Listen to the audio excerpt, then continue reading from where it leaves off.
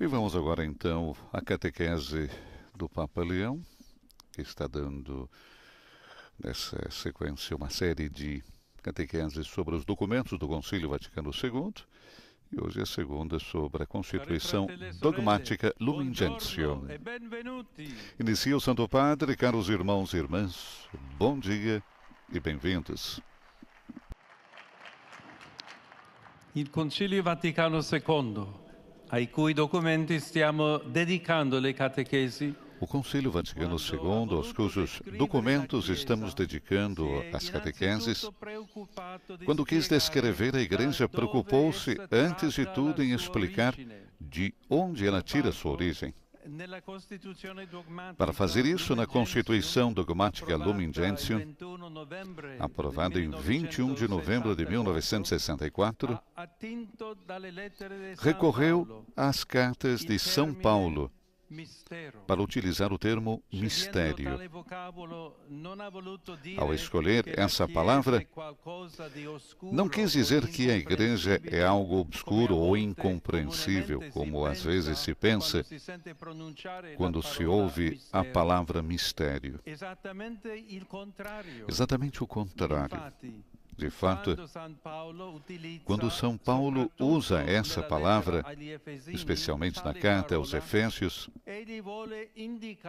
ele quer indicar uma realidade que antes estava oculta e agora foi revelada.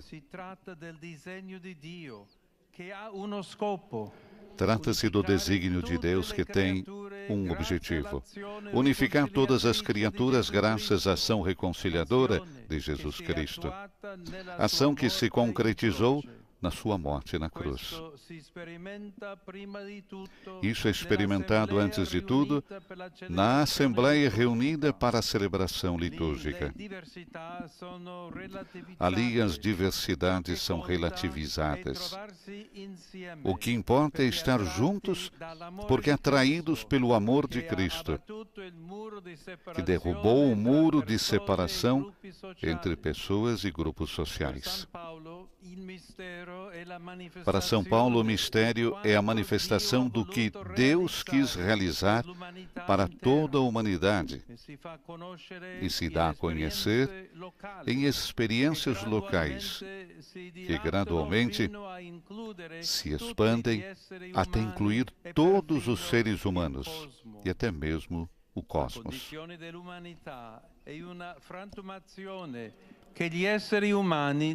A condição da humanidade é uma fragmentação que os seres humanos não são capazes de reparar, embora a tensão para a unidade habite em seus corações.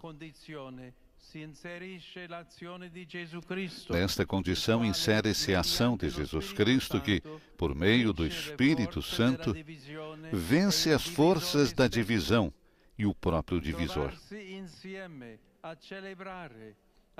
Estar juntos para celebrar, tendo acreditado no anúncio do Evangelho, é vivido como uma atração exercida pela cruz de Cristo, que é a manifestação suprema do amor de Deus. É sentir-se convocado por Deus. Por isso se usa o termo eclesia, ou seja, a assembleia de pessoas que reconhecem ter sido convocadas. Assim, há uma certa coincidência entre este mistério e a Igreja. A Igreja é o mistério tornado perceptível.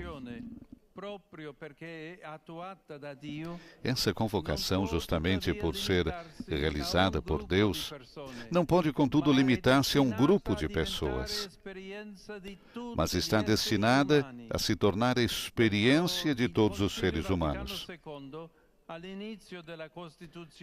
Por isso, o Concílio Vaticano II, no início da Constituição Lumen Gentium, afirma assim: a Igreja é, em Cristo, de alguma forma, o sacramento, isto é, o sinal e o instrumento da íntima união com Deus e da unidade de todo o gênero humano.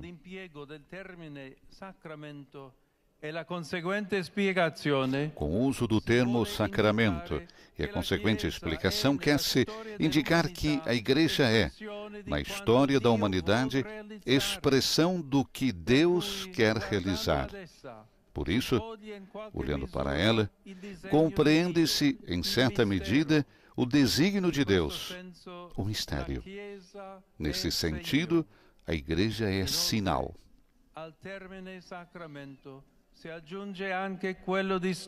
Além disso, ao termo sacramento, acrescenta-se também o de instrumento, justamente para indicar que a Igreja é um sinal ativo.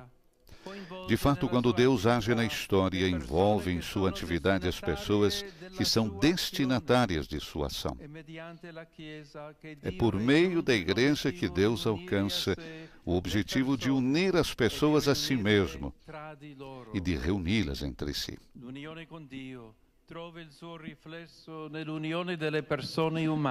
A união com Deus reflete-se na união entre os seres humanos. Essa é a experiência da salvação. Não por acaso, na Constituição Lumen Gentium, no capítulo 7º, dedicado à natureza escatológica da Igreja Peregrina, no número 48, utiliza-se novamente a descrição da Igreja como sacramento, com a especificação de salvação. E, de fato, Cristo, diz o Concílio, quando foi elevado da terra, atraiu todos a si. Ressuscitando dos mortos, insuflou nos apóstolos o seu Espírito vivificante e, por meio dele, constituiu o seu corpo, que é a Igreja, como o sacramento universal da salvação. Sentado à direita do Pai, opera continuamente no mundo para conduzir os homens à Igreja e, por meio dela, uni-los mais estreitamente a si mesmo e torná-los participantes de sua vida gloriosa, com o alimento de seu próprio corpo e de seu próprio sangue.